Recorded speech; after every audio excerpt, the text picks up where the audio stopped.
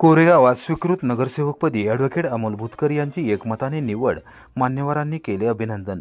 कोरेगाव नगरपंचायतीच्या स्वीकृत नगरसेवकपदी शुक्रवारी दुपारी 1 वाजता कोरेगाव बार असोसिएशनचे अध्यक्ष ॲडव्होकेट अमोल भुतकर यांची एकमताने निवड करण्यात आली.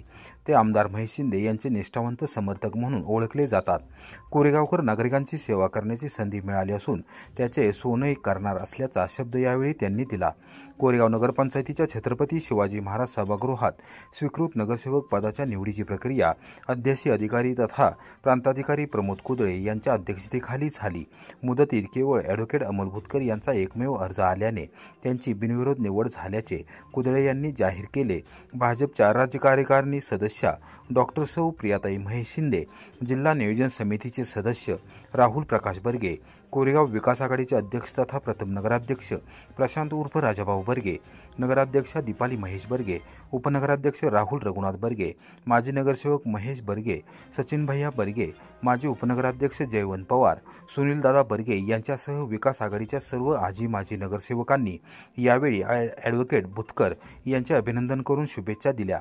कोरेगाव बार असोसिएशनचे ज्येष्ठ मार्गदर्शक ॲडव्होकेट चंद्रशेखर बर्गे, भैयासाहेब जगदाळे यांच्यासह सदस्यांनी ॲडव्होकेट भुतकर यांचा विशेष सत्कार करून शुभेच्छा दिल्या.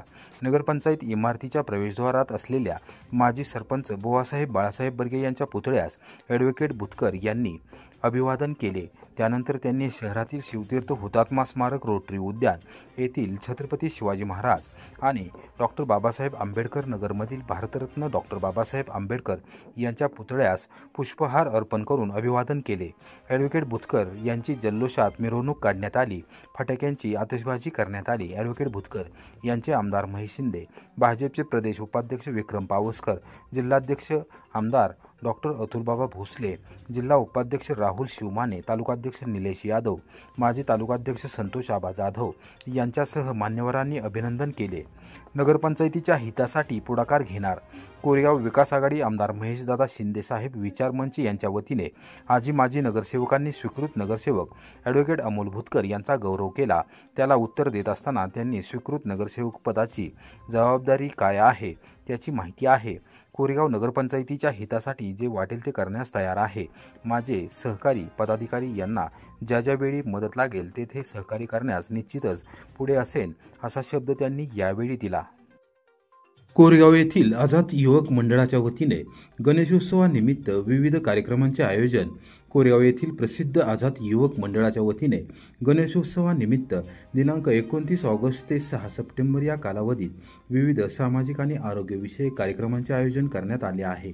या कार्यक्रमात नागरिकांनी सहभागी व्हावे असे आवाहन करण्यात आले आहे. दिनांक 30 ऑगस्ट रोजी नारी शक्तीचा जागर यामध्ये महिलांची भव्य आरती सायंकाळी 6 वाजता होणार आहे. दिनांक 31 ऑगस्ट रोजी लहान मुलांच्या चित्रकला स्पर्धा होणार असून दिनांक 2 सप्टेंबर रोजी भव्य रक्तदान शिबिराचे आयोजन करण्यात आले आहे. माणुसकीची उंची वाढवण्यासाठी चला रक्तदान करूया हे घोषवाक्य घेऊन या शिबिराचे आयोजन करण्यात आले असून प्रत्येक रक्तदात्यास आकर्षक भेटवस्तू दिली जाणार आहे. दिनांक 3 सप्टेंबर रोजी भव्य गणपती गौरी सजावट स्पर्धांचे आयोजन करण्यात आले असून सायंकाळी 7 वाजता चित्रकला स्पर्धांचे बक्षीस वितरण होणार आहे. दिनांक 4 सप्टेंबर रोजी मोफत नेत्र तपासणी शिबिराचे आयोजन करण्यात आले असून यामध्ये मोफत डोळे तपासणी, मोफत पंचकर्म शिबिर, मार्गदर्शन, अल्प दरात चष्मे वाटप, अल्प दरात मोतीबिंदू शस्त्रक्रिया शिबिर होणार आहे. यामध्ये रेटिना अर्थात पडदा निसटणे, पडद्याची शस्त्रक्रिया, तिरळेपणा उपचार व शस्त्रक्रिया, बुबुळ बदलणे, पापणी शस्त्रक्रिया आदी शस्त्रक्रिया मोफत केल्या जाणार आहेत. दिनांक 5 सप्टेंबर रोजी सत्यनारायण पूजा व महाप्रसादाचे आयोजन करण्यात आले आहे.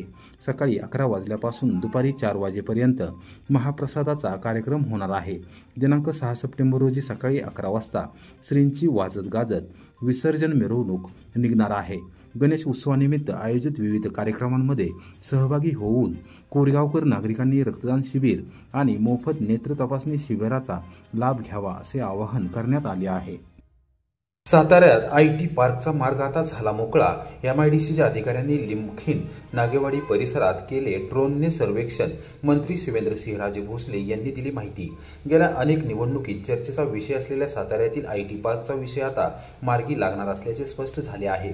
उद्योगमंत्री उदय सामंत यांच्या निर्देशानुसार महाराष्ट्र औद्योगिक विकास महामंडळाच्या अधिकाऱ्यांनी शुक्रवारी सकाळी 11:30 वाजल्यापासून पुणे बंगळुरू आशियाई महामार्गालगत लिंबखिंड आणि नागेवाडी परिसरात ड्रोनद्वारे सर्वेक्षण केले. या संदर्भात सार्वजनिक बांधकाम मंत्री श्रीमंत छत्रपती शिवेंद्रसिंहराजे भोसले यांनी पत्रकारांना माहिती दिली. साताऱ्यात आयटी पार्क व्हावा अशी केवळ सातारा शहरातून नव्हे तर संपूर्ण जिल्हाभरातून मागणी होत आहे. या संदर्भात मुख्यमंत्री देवेंद्र फडणवीस आणि उद्योगमंत्री उदय सामंत यांची भेट घेऊन तशी मागणी केली होती व प्रस्ताव देखील सादर केला होता. या प्रस्तावाचा पाठपुरावा केल्यानंतर राज्य सरकारने आता साताऱ्यात आयटी पार्क उभारण्याचा महत्त्वपूर्ण निर्णय घेतला आहे. त्या दृष्टीने योग्य जागेचा शोध सुरू. महाराष्ट्र औद्योगिक विकास महामंडळाच्या अधिकाऱ्यांनी लिंबखिंड नागेवाडी येथे पुणे बंगळुरू आशियाई महामार्गालगत प्रस्तावित आयटी पार्क जागेचा ड्रोनद्वारे सर्वेक्षण केले. केल्याप्रमाणे राज्य शासनाच्या वतीनं आणि आपल्या उद्योग विभागाचे मंत्री उदय सामंतांच्या इकडे आपण मागणी केली होती की लिंबखिंडीमध्ये जी आपली शासनाची जागा आहे या जागेचा ठिकाणी आयटी पार्क व्हावा. त्याच्या आज ड्रोन सर्वे ज्याला आपण ते टोपोग्राफिक सर्वे म्हणतो तो आज उद्योग विभागाने सुरू केला आहे.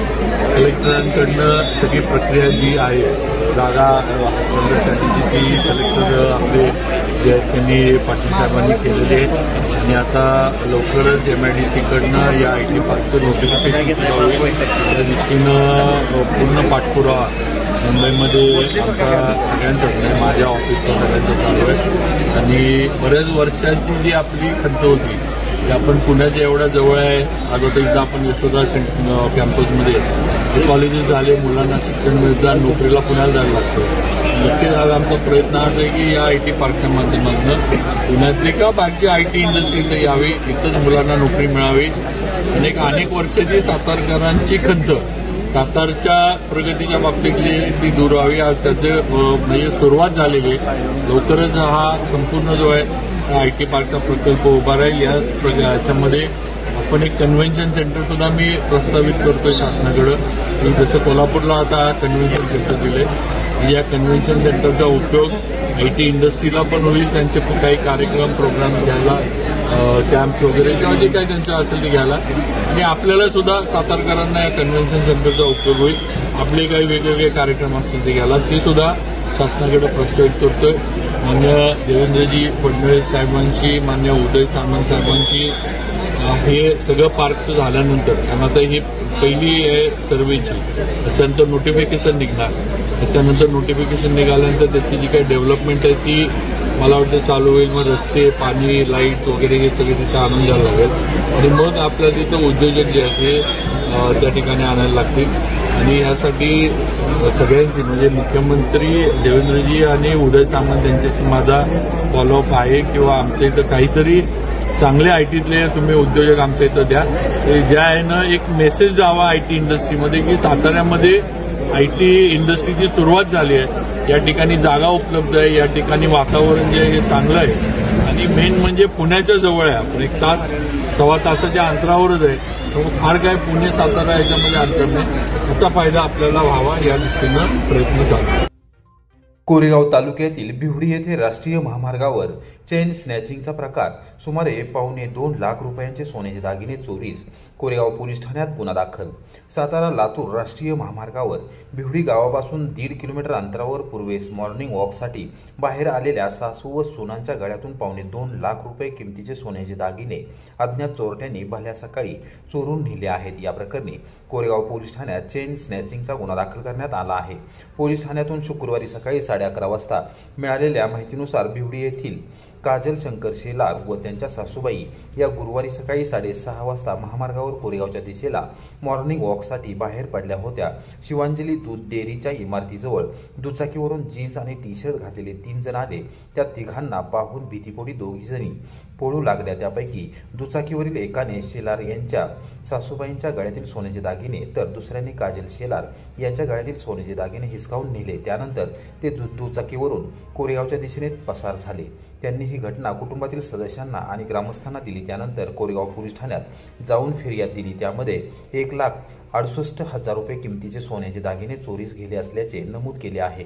या प्रकरणी अज्ञात चोरट्यांच्या विरोधात गुन्हा दाखल करण्यात आला असून पोलीस निरीक्षक घनश्याम बल्लाळ यांच्या मार्गदर्शनाखाली सहाय्यक पोलीस निरीक्षक प्रशांत हुले तपास करत आहेत। दरम्यान कोरेगाव पाठोपाठ साताऱ्यात कृष्णनगर संगमनगर येथे छत्रपती संभाजी महाराज शासकीय वैद्यकीय महाविद्यालयाच्या इमारतीजवळ देखील चेन स्नॅचिंगचा प्रकार घडला असून त्यातील सीसीटीव्ही फुटेज व्हायरल झाले आहे। ऐन गणेशोत्सवामध्ये चेन स्नॅचिंगचे प्रकार घडल्याने सातारा पोलीस दल ॲक्शन मोडवर आले आहे। त्यांनी चोरट्यांचा शोध घेण्याची मोहीम हाती घेतली आहे। सातारा शहर पोलीस ठाण्याचे अधिकारी व कर्मचाऱ्यांनी कोरेगाव पोलीस ठाण्याच्या अधिकारी व कर्मचाऱ्यांसमवेत शुक्रवारी सकाळपासून सातारा ते कोरेगाव दरम्यान नाकाबंदी करून दुचाकी तपासणीमुळे मोहीम हाती घेतली होती। मात्र या तपासणीमध्ये चोरटे हाती लागले नाहीत। विजेच्या ट्रान्सफॉर्मरमधून तांब्याची तार चोरणारी टोळी कोरेगाव तालुक्यात सक्रिय। सातारोडमध्ये प्रकार, गुन्हा दाखल। महाराष्ट्र राज्य वीज वितरण कंपनीचा ट्रान्सफॉर्मर जमिनीवर खाली पाडून त्यातील तांब्याची तार चोरणारी टोळी कोरेगाव तालुक्यात पुन्हा एकदा सक्रिय झाली असल्याचे समोर आले आहे। सातारोड येथे ट्रान्सफॉर्मरमधून 30,000 रुपये किमतीची तांब्याची तार चोरीस गेली आहे। या प्रकरणी कोरेगाव पोलीस ठाण्यात गुन्हा दाखल करण्यात आला आहे। सातारोड पोलीस दूरक्षेत्रातून शुक्रवारी दुपारी 2 वाजता मिळालेल्या माहितीनुसार महाराष्ट्र राज्य वीज वितरण कंपनीचा सातारोड गावच्या हद्दीत गंधाडी वस्तीनजीक असलेल्या कॅनॉललगत 100 kVA क्षमतेचा विजेचा ट्रान्सफॉर्मर आहे। अज्ञात चोरट्यांनी सोमवारी दुपारी 3 वाजल्यापासून ते मंगळवारी सकाळी 9 वाजण्याच्या दरम्यानच्या कालावधीत ट्रान्सफॉर्मर जमिनीवर खाली पाडून त्यातील ऑइल ओतून दिले आणि 30,000 रुपये किमतीची तांब्याची तार चोरून नेली आहे। या प्रकरणी वीज वितरण कंपनीचे मुख्य तंत्रज्ञ सचिन नाळे यांनी दिलेल्या फिर्यादीवरून कोरेगाव पोलीस ठाण्यात अज्ञात चोरट्याच्या विरोधात गुन्हा दाखल करण्यात आला आहे। पोलीस निरीक्षक घनश्याम बल्लाळ यांच्या मार्गदर्शनाखाली हवालदार शिंदे तपास करत आहेत। दरम्यान ट्रान्सफॉर्मरमधील तांब्याची तार चोरणारी टोळी कोरेगाव तालुक्यात सक्रिय झाली असल्याने महावितरण कंपनीच्या अभियंत्यांमध्ये भीतीचे वातावरण निर्माण झाले आहे। पोलिसांनी दिवसा आणि रात्र गस्त वाढवून चोरट्यांचा बंदोबस्त करावा अशी मागणी शेतकऱ्यांनी केली आहे।